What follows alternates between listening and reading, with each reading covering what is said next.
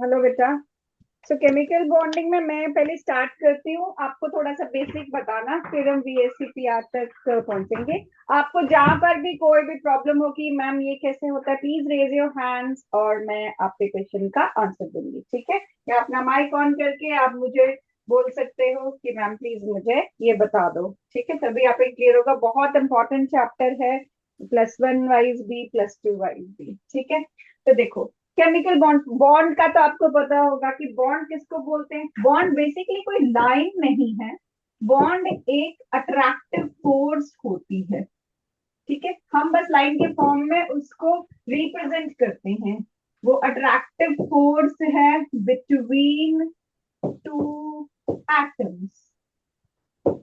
ठीक है, जैसे कि अगर हाइड्रोजन और दूसरे हाइड्रोजन के बीच में हम ये ऐसे लाइन ड्रॉ कर रहे हैं, तो इसका क्या मतलब है कि एक हाइड्रोजन एटम होता है ना, उसका न्यूक्लियस होता है, उसके पास एक इलेक्ट्रॉन होता है। दूसरा हाइड्रोजन एटम का भी बीच में न्यूक्लियस होगा, एक इलेक्ट्रॉन होगा।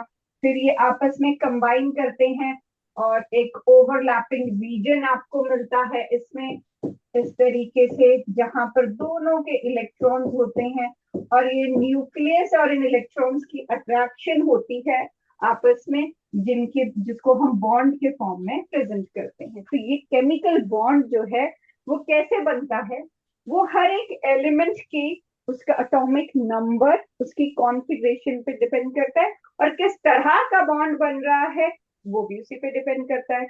आपको एटॉमिक नंबर 1 to 20 तो फॉर श्योर आनी चाहिए, वैसे 30 तक आनी चाहिए विद कॉन्फ़िगरेशन, पर इसके लिए एटलीस्ट 1 to 20 आपको आना चाहिए। ठीक है, तो जैसे अगर हम 11 to 20 करते हैं, 11 है हमारे पास सोडियम। ठीक है, 12 है magnesium, 13 is aluminium, 14 is silicon, 15 is phosphorus, 16 is sulphur, 17 is chlorine, 18 is argon, 19 is potassium and 20 is calcium. ठीक है, तो ऐसे एटॉमिक नंबर अगर आपको पता है तो आप इनकी कॉन्फ़िगरेशन लिखेंगे।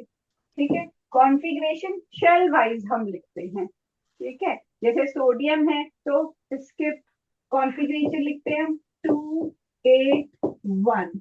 Magnesium is 2 8 2। Aluminium is 2 8 3। Silicon is 2 8 4। Phosphorus is 2 8 5. Sulfur is 2 8 6. Chlorine 2 8 7. Argon 2 8 8. Potassium 2 8 8 1 और कैल्शियम 2 8 8 2। ये शेल वाइज कॉन्फ़िगरेशन है, वैसे तो आपको सब शेल वाइज भी सेकंड चैप्टर में आप लोग करते हो। अब इसमें क्या है कि कोई भी जो एलिमेंट है वो चाहता है कि मैं स्टेबल हूं, और स्टेबल वो तब होता है उसकी जो लास्ट शेल है वो जब फुली फिल्ड हो। ठीक है, तो लास्ट शेल में ये जो इलेक्ट्रॉन है, लास्ट शेल को हम वेलेंस इलेक्ट्रॉन भी बोलते हैं। ठीक है, और वेलेंस शेल में जो इलेक्ट्रॉन्स होंगे उनको वेलेंस इलेक्ट्रॉन्स बोलेंगे। तो ये सारे वेलेंस शेल के इलेक्ट्रॉन्स हैं। ठीक है, वेलेंस इलेक्ट्रॉन।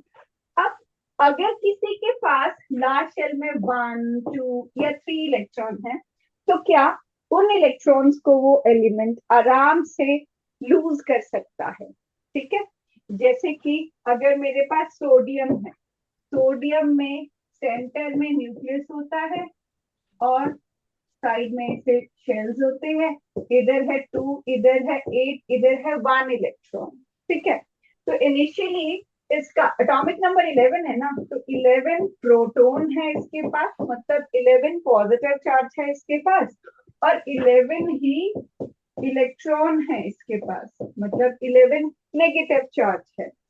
जो भी एटॉमिक नंबर होता है उतने ही प्रोटॉन होते हैं उसके पास, और जितने पॉजिटिव चार्ज उतना ही नेगेटिव चार्ज होने की वजह से ओवरऑल ये एटम न्यूट्रल होता है। तो जब आप एटम को लिखते हो Na लिखते हो, तो Na पे कोई चार्ज नहीं लिखते हो, क्योंकि उसके पास जितने प्रोटॉन हैं उतने ही इलेक्ट्रॉन हैं।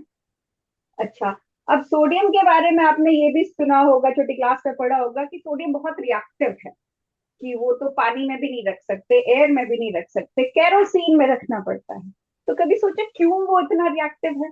वो इतना रिएक्टिव इसलिए है क्योंकि उसकी लास्ट शेल में सिर्फ एक ही इलेक्ट्रॉन है जो उसको अनस्टेबल बना रहा है। अगर ये एक हट जाता तो ये जो है पिछली शेल उसकी ये भी फुल हो गई है और ये भी फुल हो जाती। अभी क्या है, वो फुल नहीं है, ठीक है, कंप्लीट नहीं है, कंप्लीटली फिल्ड नहीं है, तो इसीलिए वो अनस्टेबल है और रिएक्टिव है और उसको निकालना चाहता है, इसीलिए वो बहुत रिएक्टिव बिहेव करता है। ठीक है, तो अगर मैं इस इलेक्ट्रॉन को निकाल दूं तो क्या होगा? तो अभी सोडियम के पास 11 पॉजिटिव और 11 नेगेटिव चार्ज है। अगर मैं एक इलेक्ट्रॉन निकाल दूं, देखो प्रोटॉन को हम कुछ नहीं कर सकते, न्यूक्लियस तक हम नहीं पहुंच सकते, किसी को भी बॉन्ड बनाना है ना, तो वो लास्ट शेल को ही यूज कर सकता है। ठीक है, जैसे अब किसी घर में एंटर करोगे तो डोर से एंटर करते हो ना, सबसे बाहर वाले, ऐसा थोड़ा ना कि किसी रूम में ही डायरेक्ट एंटर करोगे या घर के सेंटर में डायरेक्ट एंटर करोगे, डोर के थ्रू ही जाना पड़ेगा ना, तो बाहर से ही आप अंदर जा सकते हो। लेकिन आपको जब भी बॉन्ड बनाना होगा तो हमेशा आप लास्ट शेल, जो बाहर वाली शेल है, उसके इलेक्ट्रॉन्स को यूज करते हो। अब लास्ट शेल में एक है, एक इलेक्ट्रॉन निकाल दो, तो 11 इलेक्ट्रॉन इसमें ऑलरेडी थे। एक इलेक्ट्रॉन अगर ये लूज कर देगा तो इसके पास क्या बचेगा? 10 इलेक्ट्रॉन बच जाएंगे। अब देखो ओवरऑल चार्ज क्या हो गया, 11 पॉजिटिव एंड 10 नेगेटिव, तो इसके पास कैंसिल होके फिर भी एक पॉजिटिव चार्ज बढ़ जाएगा। प्रोटॉन इसके उतने ही रहे, हमने सिर्फ इलेक्ट्रॉन निकाला ना, हम प्रोटॉन नहीं निकाल रहे हैं, इसीलिए Na पे क्या चार्ज आता है? पॉजिटिव चार्ज आता है। अगर आपको ये चीज नहीं पता है या नहीं ध्यान में, प्लीज राइट इट, इससे आपको पता रहेगा कब कैटायन कब एनायन बनेगी। ठीक है, साथ साथ में नोट करते रहो, आपकी कॉन्सेप्ट स्ट्रांग होंगे तो अगली चीज समझने में उतना ही इजी होगा।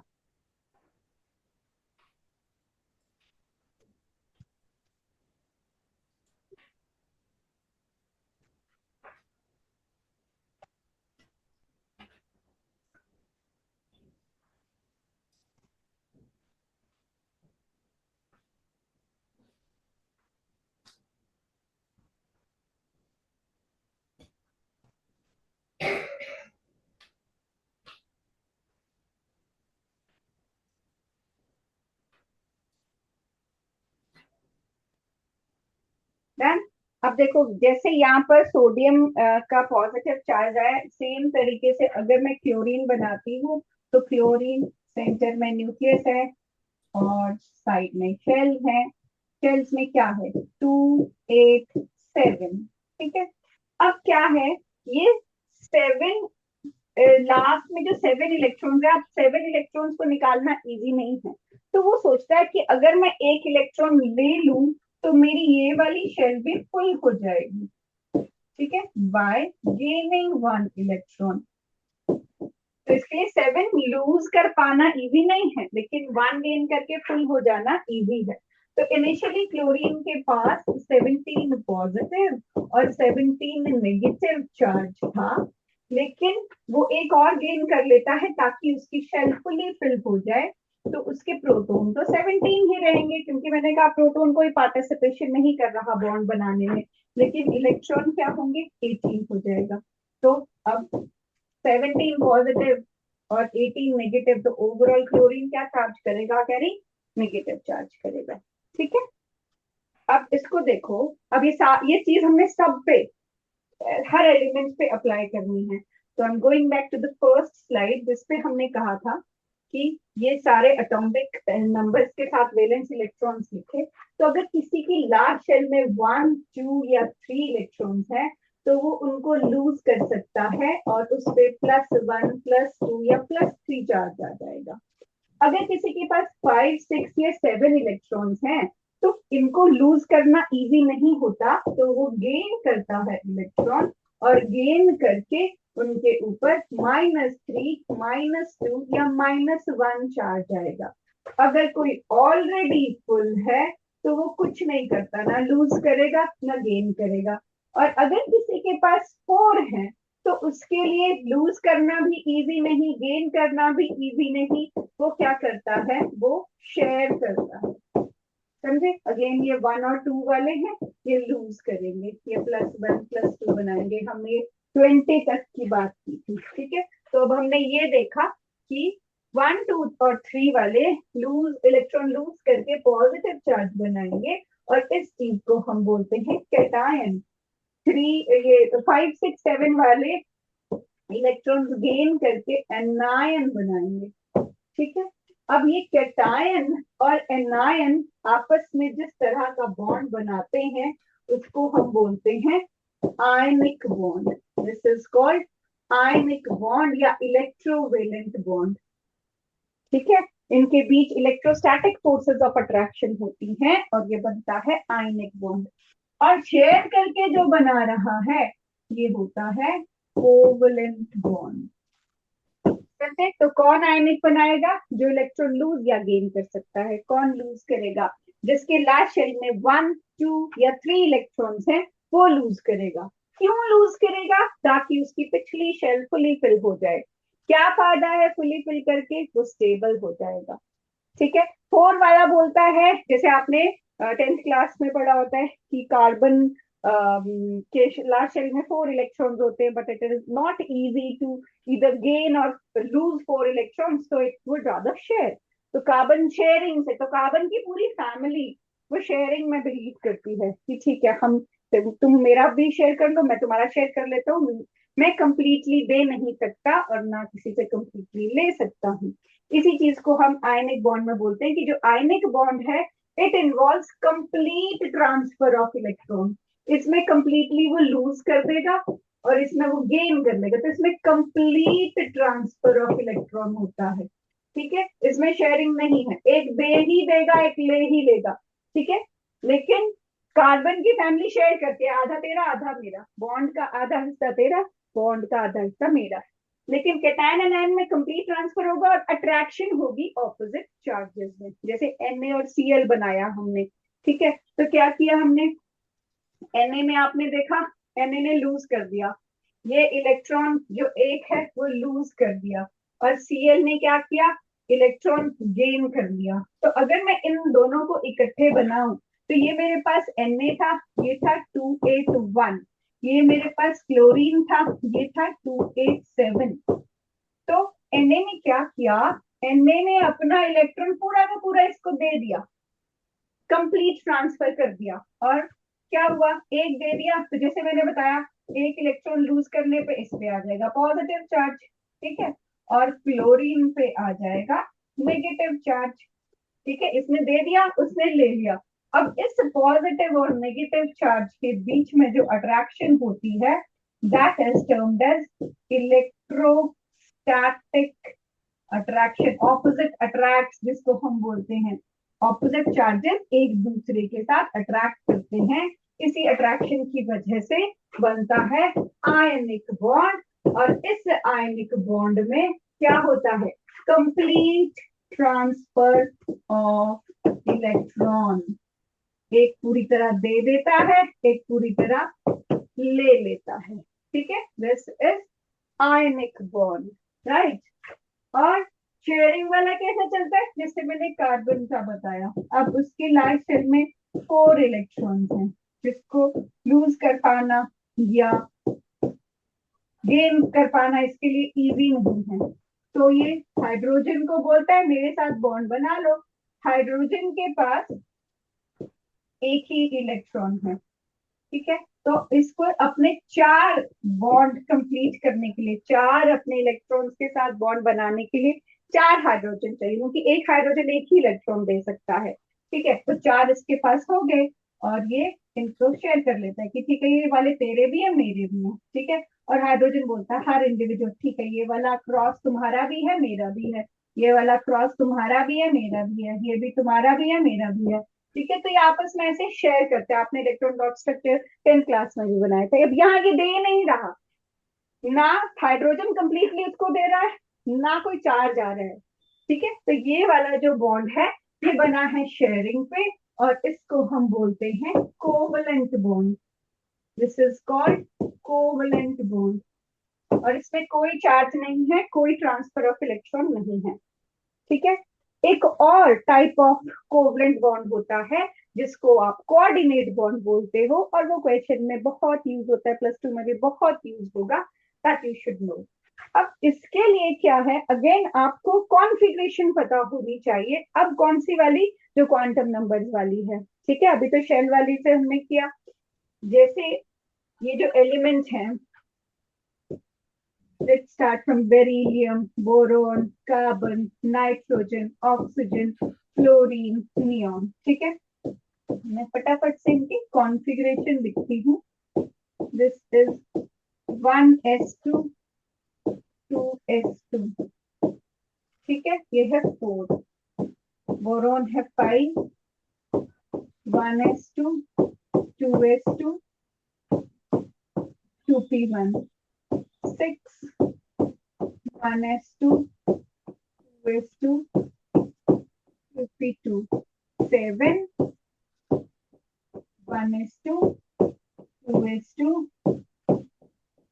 2p3। 8 1s2 2s2 2p4। पहले सिंगली फिल, फिर पेयरिंग। कौन सा रूल है ये, बता सकते हो? इस रूल के अकॉर्डिंग पहले इलेक्ट्रॉन्स को सिंगली फिल किया जाता है और फिर पेयरिंग की जाती है।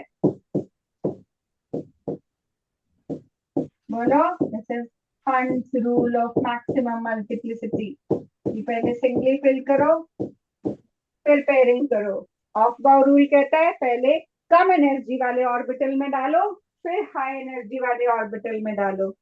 पॉलीज एक्सक्लूजन प्रिंसिपल बोलता है एक ऑर्बिटल में मैक्सिमम 2 इलेक्ट्रॉन्स आ सकते हैं। ये तीनों रूल्स स्टेटमेंट के लिए भी आते हैं पेपर में बेटा, तीनों आने चाहिए। ठीक है, पॉलीज कि एक ऑर्बिटल में 2 इलेक्ट्रॉन। हंस पहले सिंगली फिल करो फिर पेयरिंग करो। ऑफ बाउ पहले कम एनर्जी वाले ऑर्बिटल में फिल करो, फिर हायर एनर्जी वाले ऑर्बिटल में फिल करो। अब केमिकल बॉन्डिंग से इसका क्या रिश्ता है? केमिकल बॉन्डिंग कहता है, या VSEPR जब आप पढ़ते हो तो क्या कहता है ये कहता है किसी भी एलिमेंट की लास्ट शेल, देखो ये फर्स्ट है ये सेकंड है, तो कायदे से ये आपकी लास्ट शेल हुई।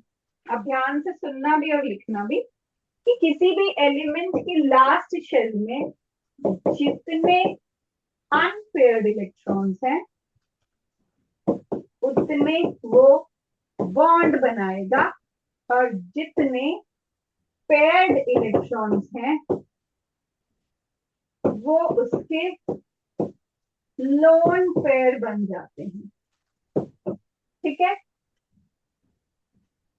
जितने अनपेयर्ड इलेक्ट्रॉन्स उतने वो बॉन्ड बना सकता है, और जितने पेयर्ड इलेक्ट्रॉन्स हैं वो उसके लोन पेयर बन जाते हैं। लेकिन इसमें जैसे यहाँ देखो ये 2p तो पूरा खाली पड़ा है, तो बेरिलियम के अकॉर्डिंग ऐसे ये वाला चीज अगर बोले तो यहाँ बेरिलियम तो कोई बॉन्ड नहीं बनाएगा, सिर्फ इसके लोन पेयर ही होगा। लेकिन ऐसा नहीं होता, ये सेम शेल में है तो इनकी एनर्जी में खास डिफरेंस नहीं होता। तो सेम शेल में इलेक्ट्रॉन्स को जंप करवाया जा सकता है। मतलब इस इलेक्ट्रॉन को यहां से उठा के आप यहां ला सकते हो, और इसके पास हो जाएंगे 2 अनपेयर्ड इलेक्ट्रॉन्स, और ये बना सकता है 2 बॉन्ड। बोरॉन में अगर आप इस इलेक्ट्रॉन को उठा के इधर जंप करवाते हो, अब इसके पास 3 अनपेयर्ड हो जाएंगे और ये बना सकता है 3 बॉन्ड्स। कार्बन में इस इलेक्ट्रॉन को उठा के आप इधर ला सकते हो, and carbon can make 4 bonds now। Nitrogen में आपके पास कोई जगह नहीं है इसको जंप कराने की, तो ये लोन पेयर ही बना रहेगा, और इसमें 3 bonds पॉसिबल हैं। ऑक्सीजन में ये 2 लोन पेयर हैं जिनको आगे भेजने के लिए कोई जगह नहीं है, तो ये लोन पेयर ही बने रहेंगे, और ये 2 बॉन्ड बना सकते हैं, ठीक है। और फ्लोरीन के पास है 3 लोन पेयर और ये सिर्फ 1 बॉन्ड बना सकता है। नाइट्रोजन के पास सारे के सारे लोन पेयर हैं, ये कोई बॉन्ड नहीं बना सकता। Right it down. और इस चीज को लेके जो भी आपके माइंड में आता है कि मैम ऐसा क्यों है, इससे क्या होगा, या एग्जाम्पल दे दो, वो मुझे बोलो। एग्जाम्पल डेफिनेटली मैं दूंगी, तो पहले ये लिखना है। पर आपको कुछ भी इससे कि मैम ये क्या समझ नहीं आए, क्या क्या करना है इसका, कोई भी क्वेश्चन आपके माइंड में है, क्योंकि यही बेसिक है। आपको कैसे पता चलेगा किसकी शेप क्या बनेगी, आपको रटने की जरूरत नहीं होती है अगर आप इस कॉन्सेप्ट को समझ लेते हो। लिखो इसको एंड आस्क मी क्वेश्चंस।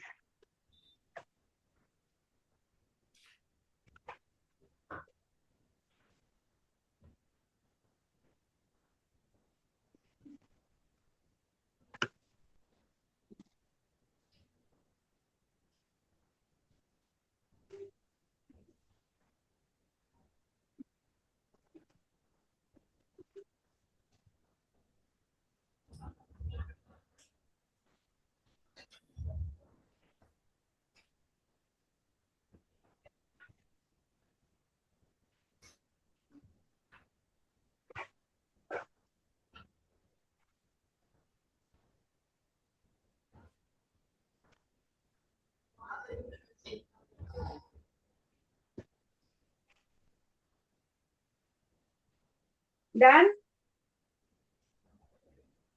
लिखो, ध्यान से लिखो, और कुछ भी अगर पूछना है पहले पूछ लो बेटा।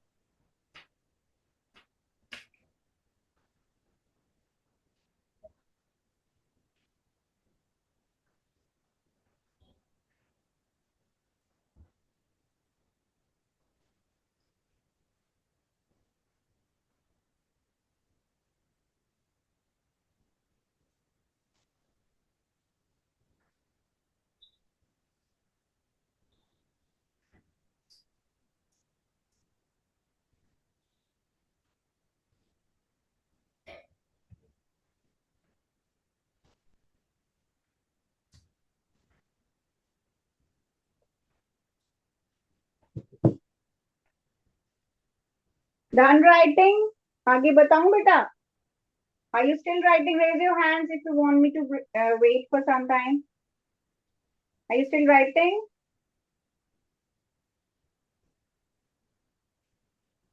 ओके।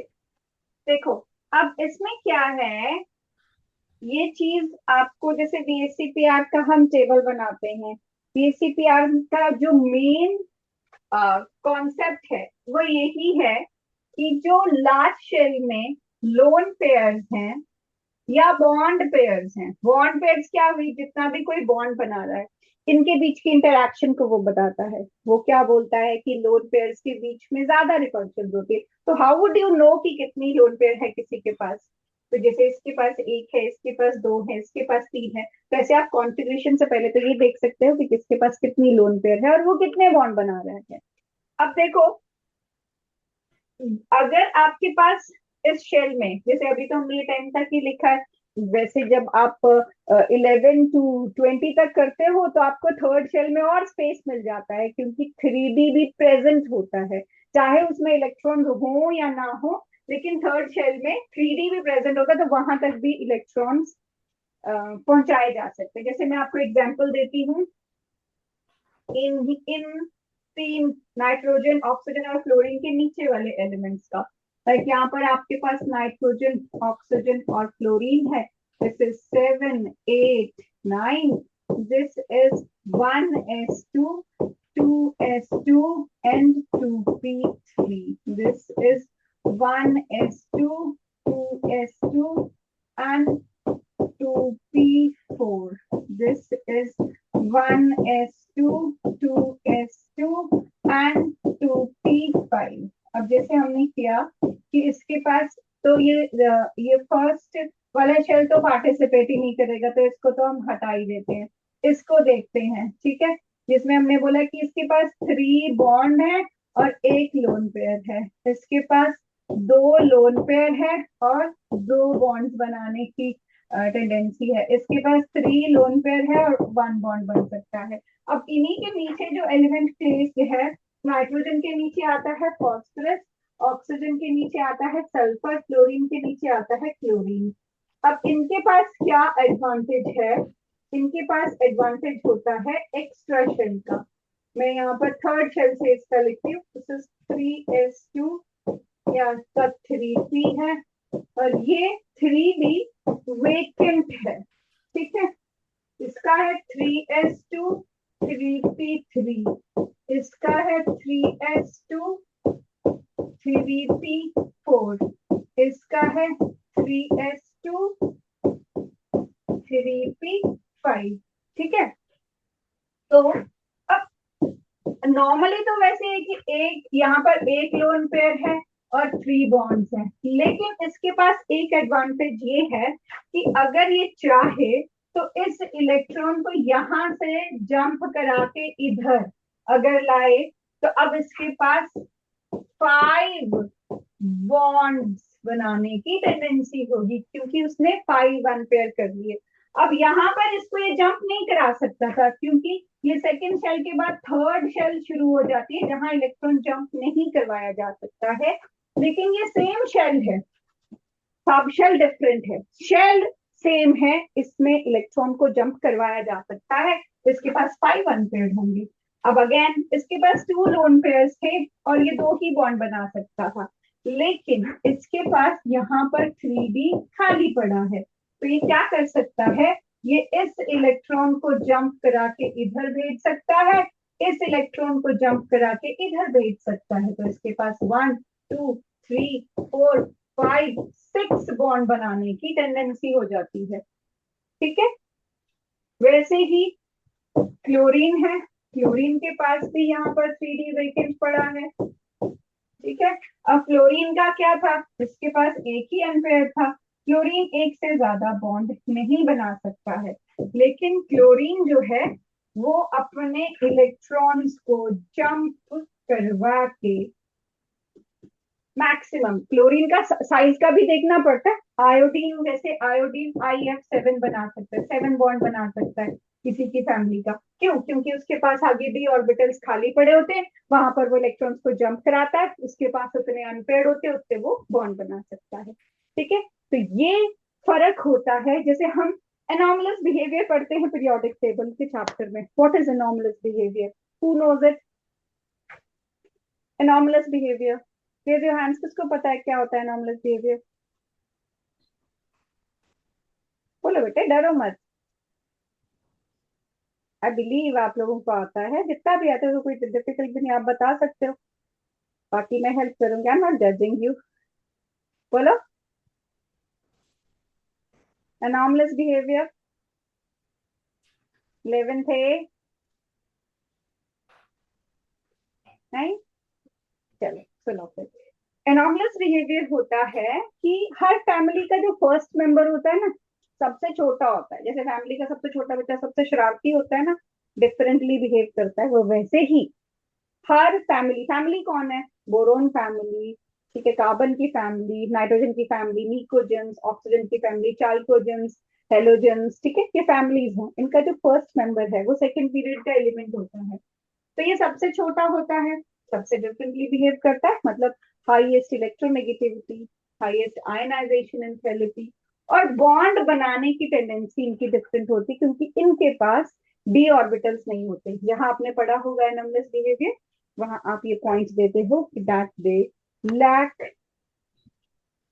D orbitals. तो उन डी ऑर्बिटल्स का करना क्या है? उन डी ऑर्बिटल्स का ये फायदा होता है कि इलेक्ट्रॉन्स को जंप करवा के वहां भेजा जा सकता है और बॉन्डिंग बढ़ सकती है, ठीक है। अब देखो, इनके मैं आपको एग्जांपल्स बताऊं, तो जैसे नाइट्रोजन जो है ना, वो NH3 या NCl3 ऐसे बनाता है, और फॉस्फरस PCl5 5 तक बनाता है, ये 5 बॉन्ड नहीं बना सकता, ये 3 ही बना सकता है क्योंकि इसके पास 3 ही अनपेयर्ड हैं। ऑक्सीजन का बहुत पॉपुलर कंपाउंड वाटर आपने सुना है, उसमें वो 2 बॉन्ड्स बना रहा है हाइड्रोजन के साथ, लेकिन सल्फर 6 बॉन्ड भी बना सकता है फॉस्फोरस के साथ, SF6। ठीक है, this is also popular compound. Chlorine HF 1 bond, chlorine ClF3 ClF5, iodine तो 7 तक चला जाता है। ठीक है, क्योंकि साइज के अकॉर्डिंग वो अटैच कर सकता है, अदरवाइज कोई बहुत छोटी चीज होती तो ये भी कर लेता 7 चीज, लेकिन इससे ज्यादा इलेक्ट्रोनेगेटिव फ्लोरीन भी बचता है इसके पास, जो इसके साथ ऐसे कंबाइन कर सकता है।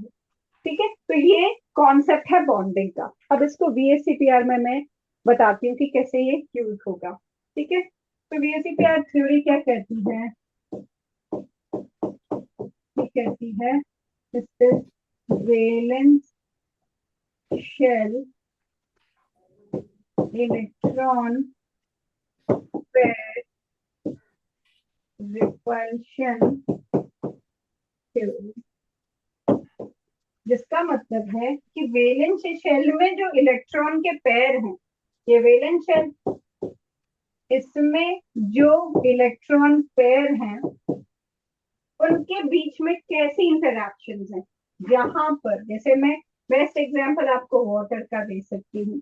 ऑक्सीजन है, ऑक्सीजन 2 बॉन्ड बनाता है, 2 उसके पास लोन पेयर बचते हैं, क्योंकि आपने अभी कॉन्फ़िगरेशन में देखा 1s2 2s2 and this is 2p4, ये 2 लोन पेयर बनेंगे और ये 2 बॉन्ड बनेंगे। ठीक है, राइट। तो ये कहता है ये जो लोन पेयर है, इन लोन पेयर की जो आपस की रिपल्शन है वो सबसे ज्यादा होगी। ठीक है, क्योंकि वो लूज पड़े हुए इलेक्ट्रॉन हैं, किसी के साथ बंधे हुए नहीं है। ये एक लोन पेयर, ये दूसरा लोन पेयर, इनके बीच में मैक्सिमम रिपल्शन होगी। अब क्या है, ये वाले इलेक्ट्रॉन तो बंधे हुए हैं ना, ये बॉन्ड पेयर बोलते हैं हम उसको। ठीक है, तो ये वाला जो है इसको हम बोलेंगे ये लोन पेयर है और ये बॉन्ड पेयर है। सिमिलरली यहाँ पर ये लोन पेयर है और ये बॉन्ड पेयर है। तो सबसे ज्यादा तो इधर थी लोन पेयर में, फिर हुई लोन पेयर बॉन्ड पेयर में। ठीक है, और सबसे कम है बॉन्ड पेयर में ये भी बॉन्ड है, ये भी बॉन्ड है, तो सबसे कम बॉन्ड पेयर, क्योंकि ये दोनों बंधे हुए हैं। बॉन्डेड मीन्स बंधे हुए, they are fixed, they are more stable, ये लूज पड़े हैं, अनस्टेबल हैं। ठीक है, फैले हुए हैं। तो ये रिपल्सिव इंटरैक्शन है इसकी, जिसमें लोन पेयर में मैक्सिमम, बॉन्ड पेयर में मिनिमम रिपल्शन है। तो इन्हीं इंटरैक्शंस पे बेस्ड जो कंपाउंड्स हैं वो अपनी शेप डिसाइड करते हैं। मतलब अगर मैं पानी को बोलूं कि तुम देख लो तुम्हारे पास 2 लोन पेयर हैं और तुम्हारे पास 2 बॉन्ड है, तुम इसको कैसे अरेंज करोगे? तो अगर मैं ऐसा कर दूं कि एक ही तरफ ये दोनों बॉन्ड भी और दोनों लोन पेयर भी, तो ऐसा क्यों करेगा कि बाकी सारा खाली रखें और एक ही तरफ सारा अरेंज कर दें? वो ये कोशिश करेगा कि जितना दूर दूर हो सके उतना ठीक है, रिपल्शन कम होगी तो स्टेबिलिटी ज्यादा होगी। ठीक है, तो अच्छा, अब मैं ऐसे अगर मैं इसको कहूँ कि 4 चीजें हैं, 2 लोन पेयर हैं, 2 बॉन्ड है, तो चलो चारों को इक्वल इक्वल कर देती हूँ। ठीक है, लेकिन क्या है, जो लोन पेयर है वो थोड़ा ज्यादा रिपल्शन शो करते हैं, तो वो यहाँ से थोड़ा सा ज्यादा बेंड हो जाएंगे, आपस में लड़के बेंड हो जाएंगे और इन बॉन्ड्स को थोड़ा सा इधर को शिफ्ट कर देंगे, जिसकी वजह से आपकी शेप ऐसे होगी, बॉन्ड्स के बीच में सबसे कम डिस्टेंस होगा और लोन पेयर के बीच में सबसे ज्यादा, क्योंकि यहाँ रिपल्शन मैक्सिमम रहेगी। ये इतना नहीं लड़ेंगे कि लोन पेयर ज्यादा लड़ेंगे, क्योंकि ये बेलने हैं, लूज पड़े हुए हैं। ठीक है, ये अपना काम कर रहे हैं, बॉन्डेड हैं, ये बंधे हुए हैं। ठीक है, ये लोग वेले हैं, तो ये सबसे ज्यादा रिपल्शन करके वो अनस्टेबल इसको बनाते हैं। तो हर कोई एलिमेंट अपने बाहर की वैलेंस शेल की चीजों को देखता है कि लोन पे कितने हैं, बॉन्ड पे कितने हैं, उसके अकॉर्डिंग वो देखता है कि मैं इसको कैसे अरेंज करूं ताकि मुझे मैक्सिमम स्टेबिलिटी मिले और मिनिमम रिपल्शन हो।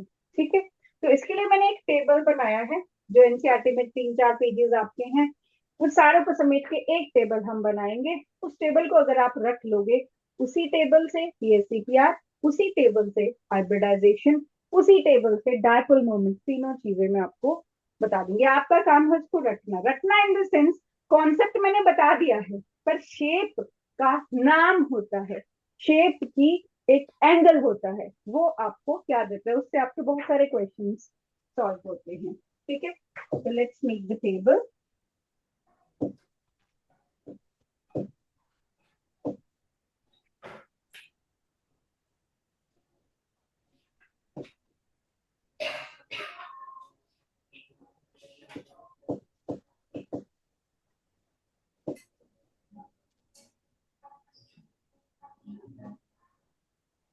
टेबल बनाने के लिए भी आप देखो, जैसे पहले आप एक बॉक्स, फिर आप ये 2 बॉक्स के लिए जगह बनाओगे, फिर आप ये 3 बॉक्सेस के लिए ऐसे जगह बनाओगे, फिर आप ये 4 बॉक्सेस के लिए ऐसे जगह बनाओगे। याद करना भी इजी हो जाएगा पूरा टेबल। ठीक है, तो पहले एक बॉक्स, फिर 2 बॉक्स, फिर 3 बॉक्स, फिर 4 बॉक्स, फिर वापस 3 बॉक्सेस। ठीक है, और एंड में एक बॉक्स, ऐसा टेबल मुझे चाहिए। ठीक है, तो पूरे पेज पे आप पूरा ये बनाओ, 1 box, 2 box, 3 box, 4 box, then वापस 3 बॉक्स एंड देन 1 बॉक्स, 1 2 3 4 3 1।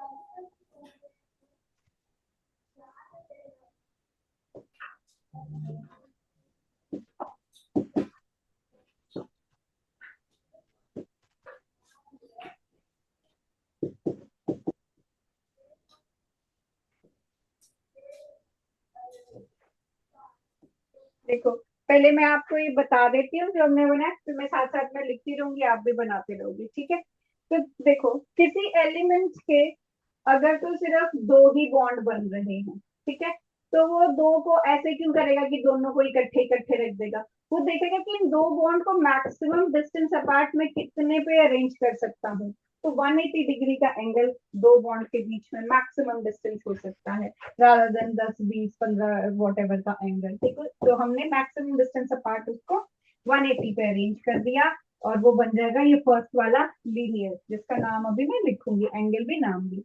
अगर 3 बॉन्ड्स हैं, अगेन आप तीनों को ऐसे थोड़े ना कर दोगे, तो इन तीनों को मैक्सिमम डिस्टेंस पे 120 पे बनाया जा सकता है। पर ये सेम प्लेन में होंगे। सेम प्लेन में मतलब कि अगर मैंने ये अभी हैंड जैसे मैंने हॉरिजॉन्टल रखा है, तो ये हॉरिजॉन्टली सारे सेम प्लेन में है मेरी फिंगर्स, ठीक है। तो ये तीनों कॉर्नर जो है सेम प्लेन में है। लेकिन जो टेट्राहेड्रल 4 बॉन्ड्स वाला बनता है वो ऐसे अलग अलग उसमें, ठीक है। ये देख रहे हो मेरी फिंगर एक आगे है, थम पीछे है, ठीक है, और एक बॉन्ड ऊपर को होता है ऐसे, ठीक है, जैसे वो पूरा नटराज वाली मुद्रा होती है ना, वैसे वाले कि 3 बॉन्ड नीचे है, एक ऊपर है, तो वो सेम प्लेन में नहीं रहा, ठीक है। तो ऐसा नहीं है कि अच्छा लो मैंने यहाँ पर भी तो 3 बनाए हैं, ऐसे मैंने 4 बनाए हैं, तो ये सेम नहीं है। सिर्फ 3 बॉन्ड वाला सेम प्लेन में होता है, 4 वाला पूरा ऐसे फैल जाता है, ठीक है, ऊपर नीचे 3D में होता है, तो वो प्लेनर नहीं रहता, एक प्लेन में नहीं है वो। ये प्लेनर है, इसको हम ट्रायगोनल प्लेनर बोलते हैं क्योंकि सेम प्लेन में है। ये टेट्राहेड्रल है। ये जो भी मैं बता रही हूँ ना, इट हैज अ मीनिंग, वो क्वेश्चन में समझ आता है, अप्लाई होता है।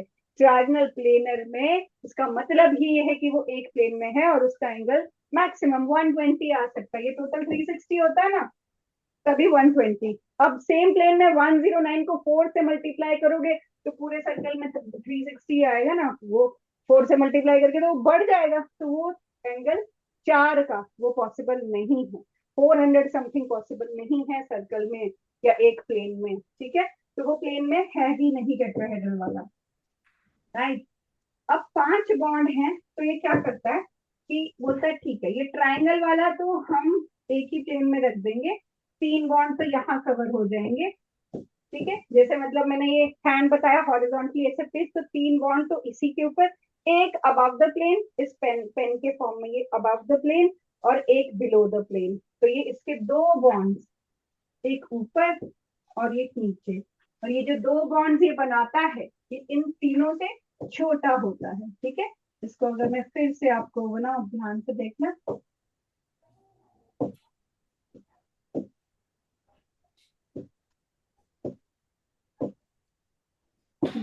तो ये 3 बॉन्ड्स जो हैं, ये ट्राइंगल वाले ये छोटे हैं। ये सिग्निफिकेंस है, इसका क्वेश्चन आता है, ये सेंटर वाले 3 छोटे, ऊपर और नीचे वाले ये लॉन्गर बॉन्ड्स आपने बनाने हैं, ताकि आपको PCL5 पे जो क्वेश्चन आए, PCL5 की 5 बॉन्ड्स की ये शेप ऐसे होती है। तो ये ट्राइगोनल मतलब ट्राइंगल वाले 3, और बाय पिरामिडल, ये जो ऊपर और नीचे वाली लाइन है इनको पिरामिड्स हम बोल देते हैं।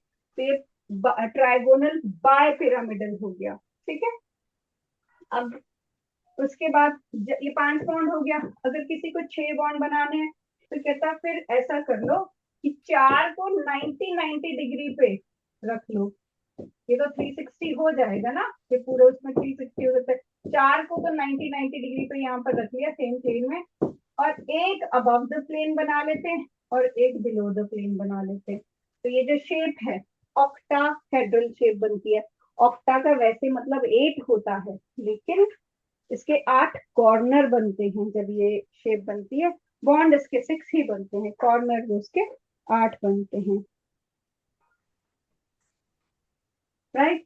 और उसके बाद ये है पेंटागनल बाय पिरामिडल, ठीक है। जब 7 बॉन्ड्स बनते हैं तो वो 5 बॉन्ड्स आपने पेंटागन में बनाने हैं, एक अबव द प्लेन, एक पिरामिड ऊपर और एक नीचे। तो इसको देखो बनाने का भी आप थोड़ा सा ध्यान से अगर बनाओगे तो फिर वो ऐसे खराब नहीं होगा, क्योंकि बहुत सारे बच्चे बॉन्ड नहीं प्रेजेंट कर पाते। तो ऐसे क्या करना है, पेंटागन जब बनाओगे ये वाले थोड़े से लंबे रख देने, और पेंटागन का सेंटर थोड़ा सा टेढ़ा बनाना है, ताकि सारी लाइंस आपकी विजिबल हो।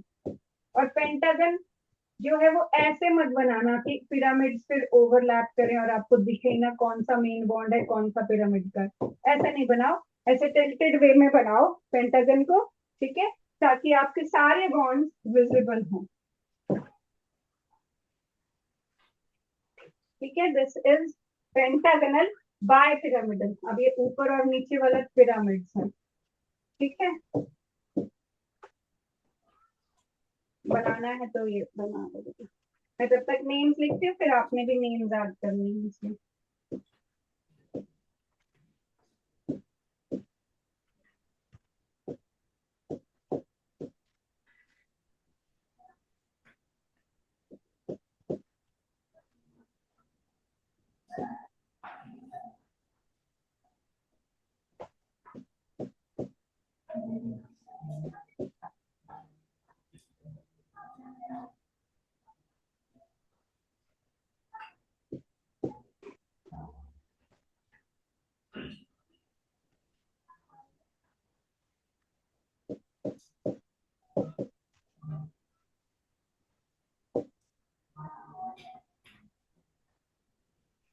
कोई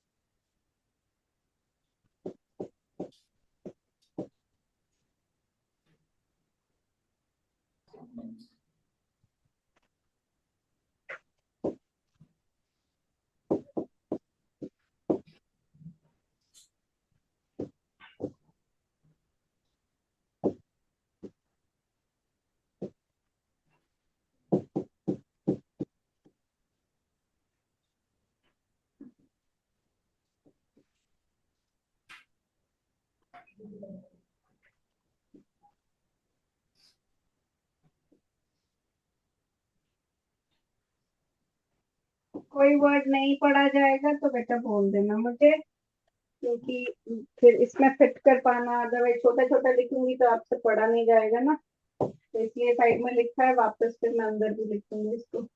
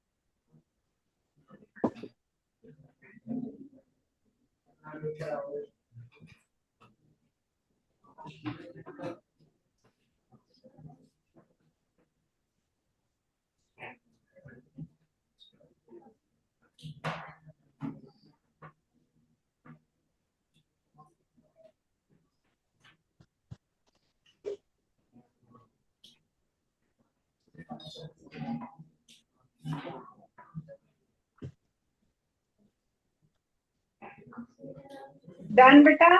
Are you still writing? Raise your hand. Who is still writing? Okay. Finish it. फिर मैं आपको बताती हूँ आगे कि कैसे बनाना है हमें इसके। कोई भी आपको एग्जाम्पल अगर दे दिया जाए तो अगर ये टेबल याद हो तो कैसे आप उसको बना सकते हो।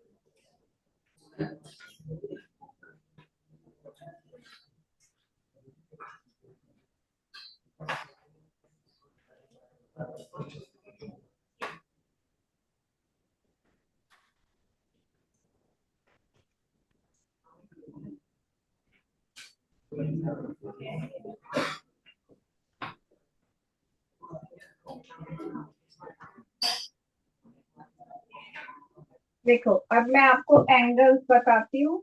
जो जो अब जो देखो ये जो फर्स्ट वाली लाइन है ये सारे सिमेट्रिकल ज्योमेट्री हम इसको बोलते हैं, ठीक है। ये वाला जो है ये सिमेट्रिकल ज्योमेट्री है इसकी, या रेगुलर ज्योमेट्री है।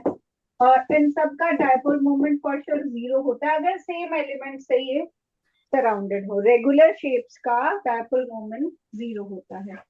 इनका नॉट इक्वल टू जीरो होगा सिवाय इसके, क्योंकि लीनियर है ये, कैंसल हो सकता है डायपोल मोमेंट।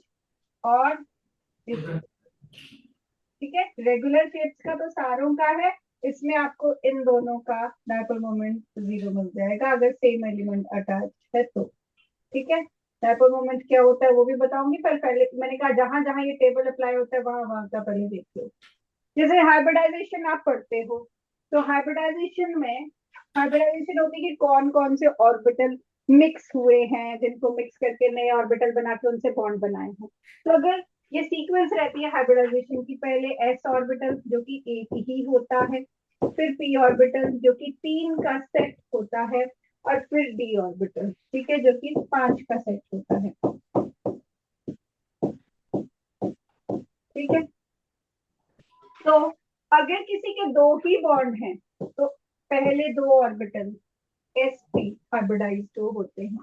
किसी के 3 बॉन्ड बन रहे हैं तो sp2 हाइब्रिडाइजेशन होती है। 3 sigma bond means sp2 hybridisation. 4 sigma bond, एक s और 3 p, ठीक है। 5 सिग्मा बॉन्ड sp3b, एक सीक्वेंस में से बढ़ता रहेगा, sp3b, sp3d2, sp3d3, ठीक है। ऐसे हाइब्रिडाइजेशन होती है। अब एंगल, ये जैसे मैंने बताया था कि इसमें ये मैक्सिमम डिस्टेंस 180 का रहेगा, तो ये 180, ये वाला 120, ये वाला जैसे मीथेन के केस में 109.5, ये ट्राइंगल के अंदर वाला 120 और ऊपर और नीचे वाला 90। मैं उधर बनाती हूँ, आप उसको अपनी कॉपी में वैसे बना लेना, ठीक है। तो ये है इस तरीके से ट्राइगोनल बाइपिरामिडल, 5 बॉन्ड इसने बनाए हैं। ये है इसका ट्राइंगल, ट्राइंगल वाले सारे बॉन्ड्स हैं 120, और ये pyramids above the plane and below the plane in 90 degree पे, ऊपर वाला भी नीचे वाला भी, ठीक है।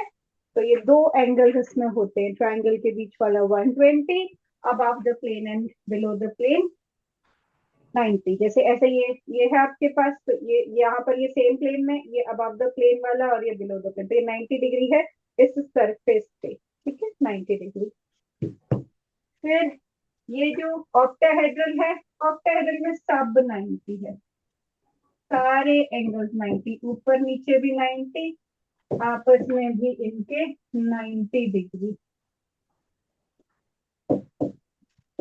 ऐसे है ऑक्टाहेड्रल, तो ये भी आपस में 90 है, ये सब 90 है। और ये जो है ये above the plane and below the plane, ये भी 90 है, ऊपर और नीचे वाला भी, ठीक है।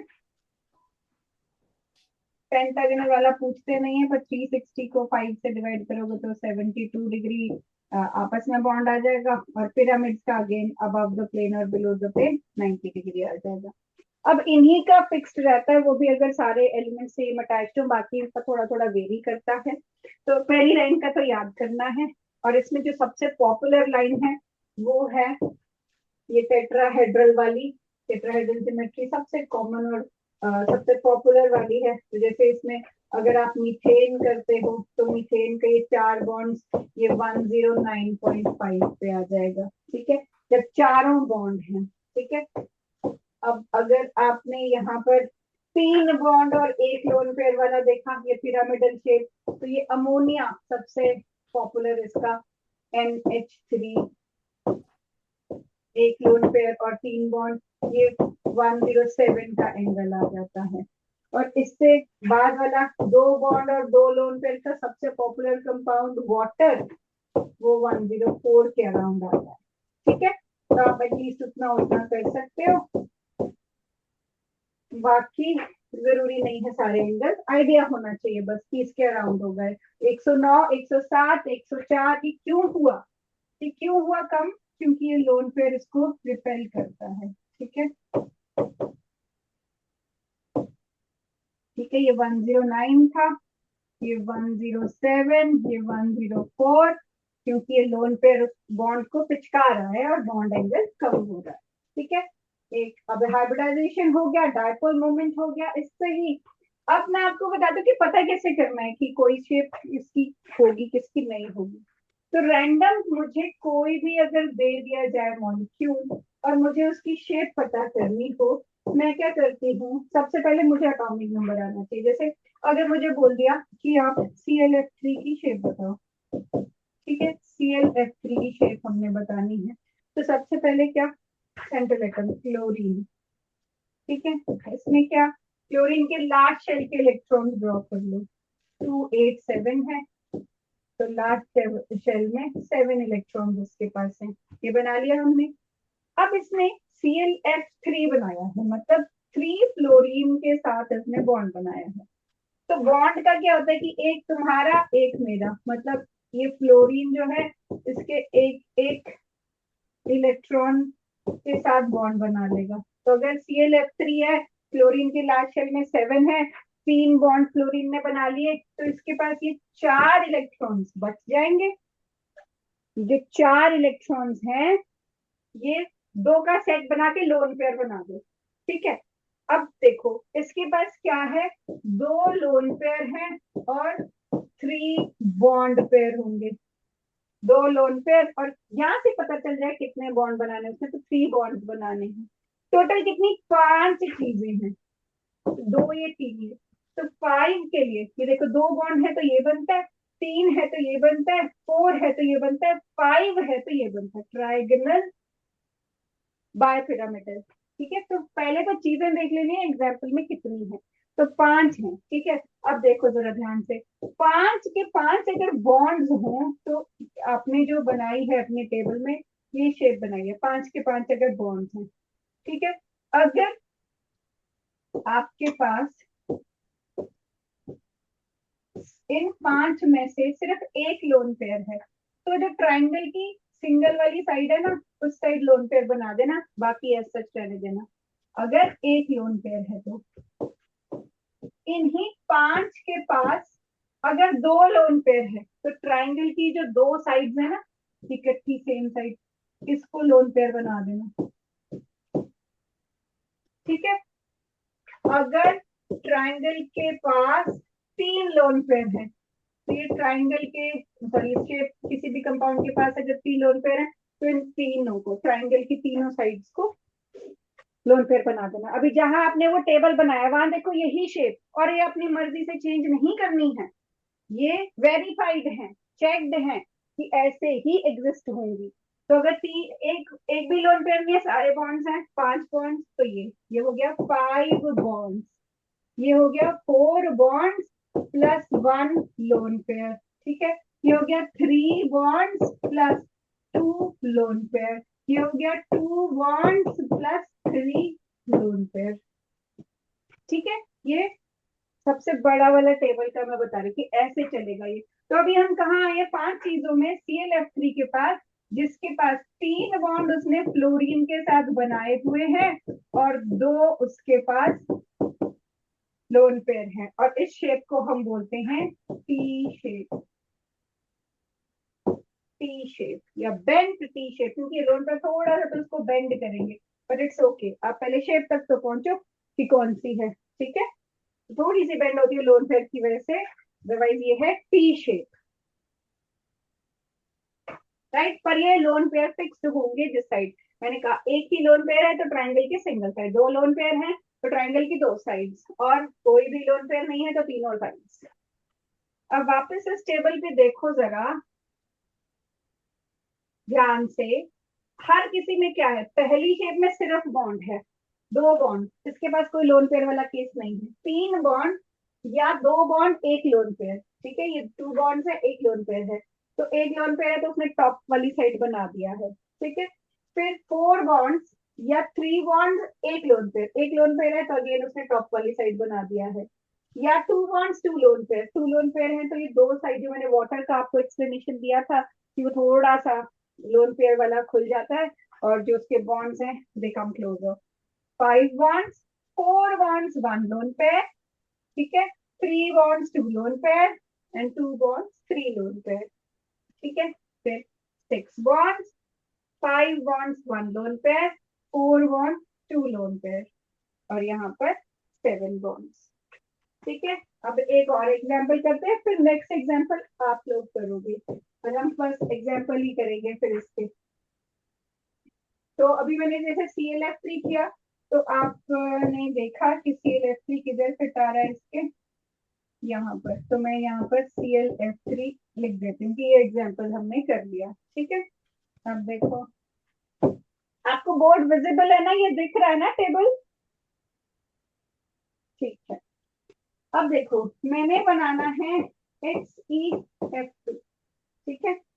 अब मुझे क्या करना है, सबसे पहले तो मुझे सेंट्रल एटम जो विनॉन है, जनरली जो एक ही होगा वो सेंट्रल एटम होगा, या कह लो जो लेस इलेक्ट्रोनेगेटिव होगा वो सेंट्रल एटम होगा, ठीक है। तो ये एक ही है और ऊपर से इससे तो लेस इलेक्ट्रोनेगेटिव है, विनॉन बनाया मैंने। मुझे कोई जरूरत नहीं है किसी एलिमेंट का एटॉमिक नंबर याद होना, पर बहुत जरूरत है उसकी फैमिली याद होना कि कौन सी फैमिली में, उसके वैलेंस शेल में कितने इलेक्ट्रॉन्स है, मैं उसके साथ कर सकती हूँ काम। लेकिन मुझे अगर एटॉमिक नंबर नहीं भी आता तो चला सकते हैं काम, ठीक है। आए तो बहुत अच्छी बात है, पर मुझे बस अगर ये भी पता है कि नॉन नोबल गैसेस का है और उसकी लार्ज शेल फुली फिल होती है, तो मैं 8 इलेक्ट्रॉन 1 2 3 4 5 6 7 8 ये बना दिया मैंने xenon के फ्लैट शेल के इलेक्ट्रॉन। क्लोरीन तो 2 ही बना रहा है, तो 2 क्लोरीन के साथ दिखा दिए। बाकी जो बचा उसको सेट में ऐसे कर दिया कि ये 3 लोन पेयर इसके पास बच गए। टोटल कितनी चीजें हैं, 3 लोन पेयर, 2 बॉन्ड पेयर, ठीक है। तो 3 लोन पेयर, ये 3 लोन पेयर हो गया, और 2 बॉन्ड पेयर, ये तुम्हारा HeF2 का बन गया। शेप कैसे बनेगी, विनॉट, इधर लगा दिए क्लोरीन, 3 लगा दिए लोन पेयर, ठीक है। ये हो गया लीनियर शेप, 3 लोन पेयर वाला लीनियर। ठीक है, ये था टी शेप, ये लेफ्ट 3, समझे? अब आप बनाओगे। नेक्स्ट मैं आपको देती हूँ SF4। ठीक है, बनाओ। जैसे मैंने दो एग्जाम्पल दिए वैसे ही SF4 का बनाओ, किसका हो जाएगा बताना।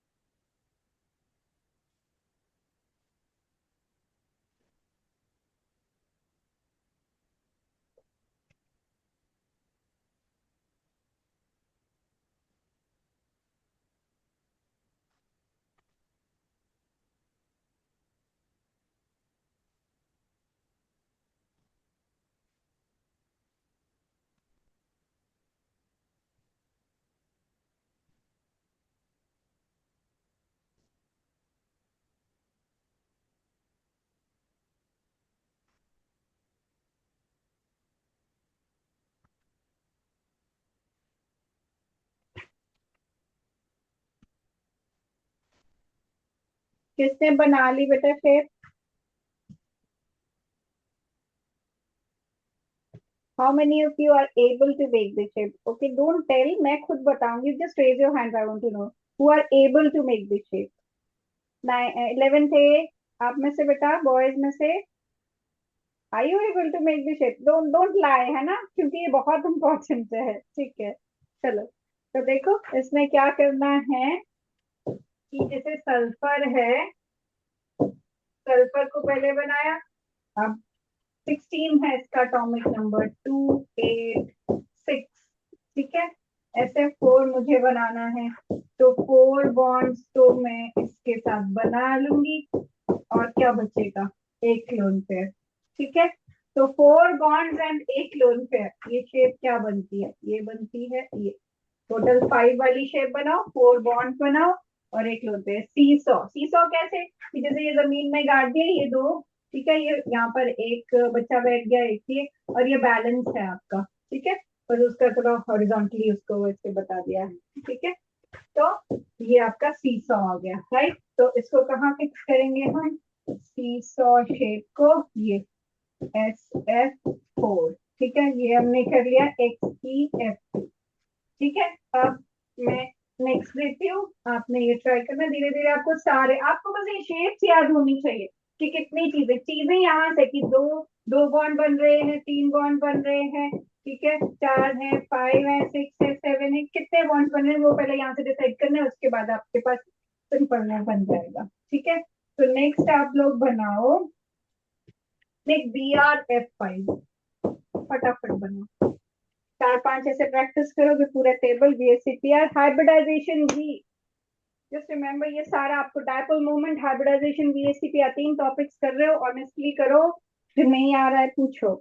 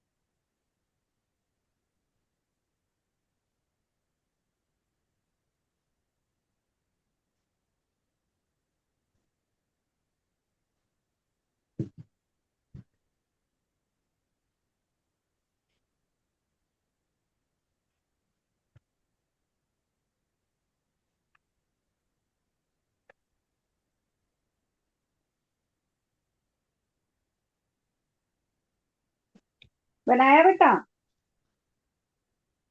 कौन बताएगा मुझे? कौन सी शेप बनाई?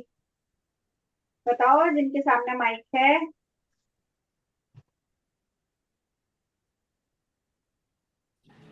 Square pyramidal. Square pyramidal. Okay, तो ब्रोमीन आप बनाओगे। ब्रोमीन के अगर आपको मैंने कहा एटॉमिक नंबर नहीं भी आता है तो आप लास्ट शेल के इलेक्ट्रॉन, हाइड्रोजन में सब में 7 है, ठीक है। उसमें से अगर आपने 5 बॉन्ड्स क्लोरीन को दे दिए तो एक लोन पेयर बच जाएगा। अब टोटल चीजें आपके पास 6 है, तो 6 की बेसिक शेप आपको पता होनी चाहिए, ठीक है। और इसमें अगर एक लोन पेयर है किसी भी एक साइड, ऊपर या नीचे, ठीक है, ये जैसे यहाँ नीचे बनाए, आप ऊपर भी कोई भी एक पिरामिड, ठीक है, वो आप बना सकते हो। तो ये बन जाएगा BRF5 स्क्वायर पिरामिडल, राइट। ये अब हमने ये बना लिया। अब आप बनाओ जरा XEF4। XEF4 जल्दी से बनाओ।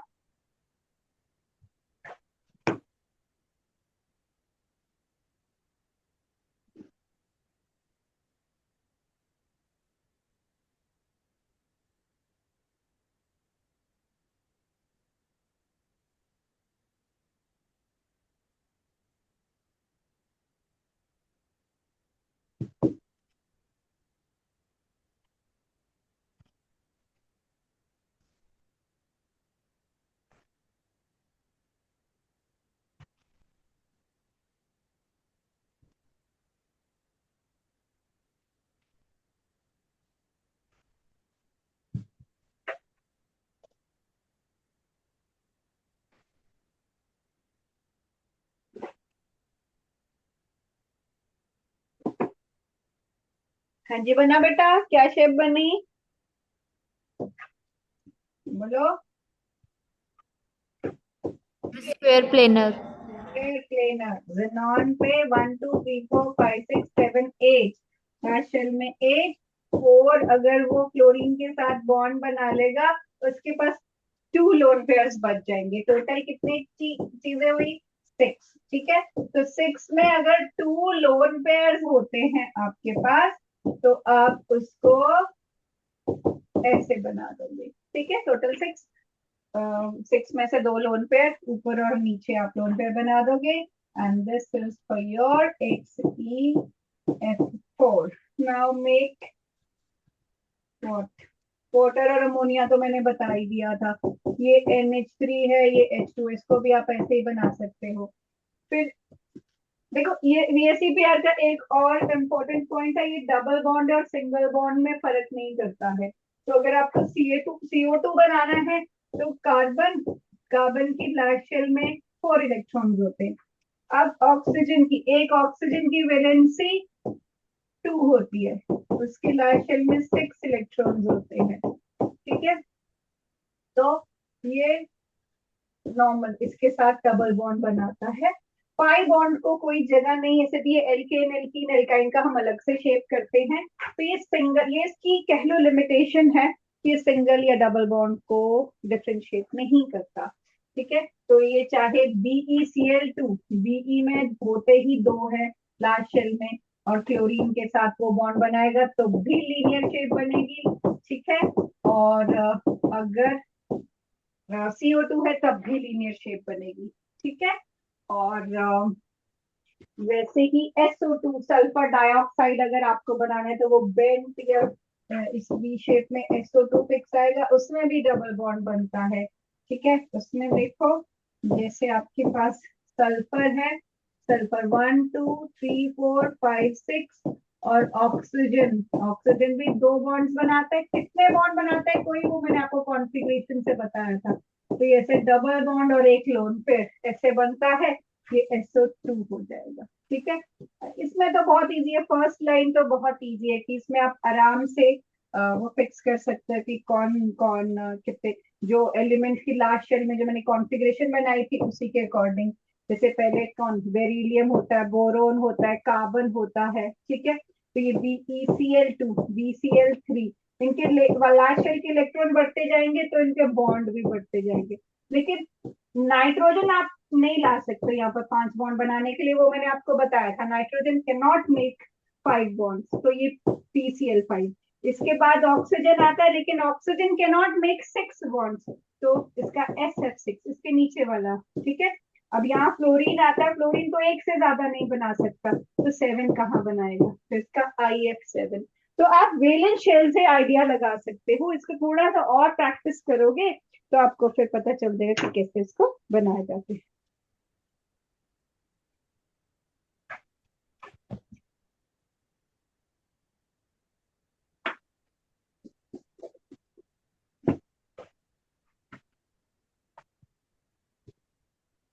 आपको समझ आया रेसिपी, अब आप कर सकते हो। बोलो, कोई डाउट्स है वो पूछो। Yes ma'am. Yes ma'am doubts है या यस मैम कर सकते हैं? डाउट्स है तो किसी को भी डाउट सकते पूछो। क्लियर है? घर पे जाके इसे क्वेश्चंस प्रैक्टिस करना। इसकी एप्लीकेशन वाले फिर मैं नेक्स्ट टाइम पे और क्वेश्चंस करवाऊंगी और हाइब्रिड जो इसके ऊपर बेस आता है, पर टेबल आपको पहले लर्न करना है। ठीक है, चलो, thank you, have a nice day, bye.